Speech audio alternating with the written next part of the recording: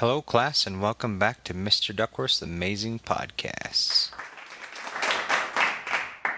Today we're going to be talking about the Second Great Awakening and what that did to our nation. I hope you've listened to the other podcasts. Slavery is going to be a very big topic for the Second Great Awakening. The Second Great Awakening has everything to do with morals.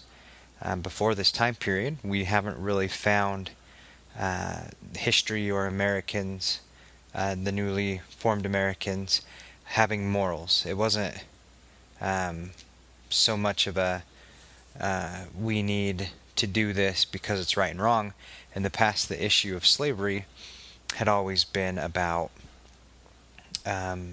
economics and things like that. It's hard for us to comprehend nowadays simply because we, as humans, we're all taught morals. We're all taught to be able to understand what is right and wrong, where back then it really wasn't seen that way. And we'll get into that. We'll get into how the mindset of Americans changed during this time period and how religion obviously played a huge role. I mean, that's what the Second Great Awakening was a religious movement, but it really had far-reaching impact. And you'll be able to see how the North took off with that a little bit more than the South, and a little bit why the starting of the Civil War. The Second Great Awakening began in about 1790, and it went to about 1840. So if you remember, our country was formed in 1776. So the Second Great Awakening is taking place right after we have become a nation, which is a big deal. We are still in the process of figuring out who we are, figuring out what being an American is. If you remember the other podcasts that we've done about just the big deal about Americans beforehand, they were British and they really felt British. So now that they've broken away, they're trying to find their own identity. And so part of it comes in a religious factor. Before this time, it was all about the church. I'm a member of your church. What can I do for you? How can I help you? You give me salvation. By being a member of your church, you are giving me the road to heaven. So now we see a shift in that with this Great Awakening. This one's much different than the first one in that it's flip-flopped. It's now, who is going to be saved? Are you one of the saved? The church can't save you. Only God can save you. But are you doing the things that you need to in order to be saved if he chooses you? That's sort of a mentality there. You see many different groups pop up around this time. There's going to be churches of Christ. There's going to be the Christian church, the disciples of Christ, the Church of Jesus Christ of Latter-day Saints pop up here.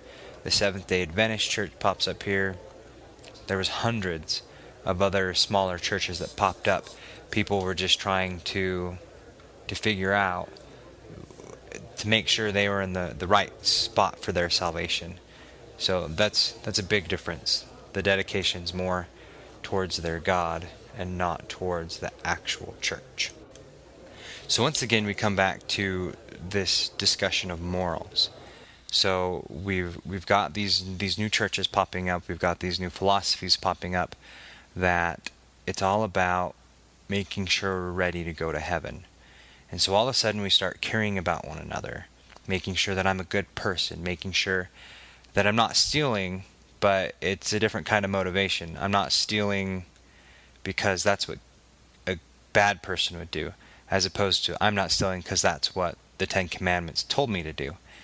And so now you really start to see in America this sense, especially in the North, well, slavery is not the best because that's not right. It's not right to own another human. Like I said before, the notion before where the North was saying we just don't need slavery. That's why you don't see a huge clash 100 years prior, a few hundred years prior when slavery is introduced. No one had a problem with it then, the North or the South. They were all in favor of it, simply because that was an answer to their need, as talked about in another podcast. So you really start to see this moral dilemma for America, and you even see it in the South.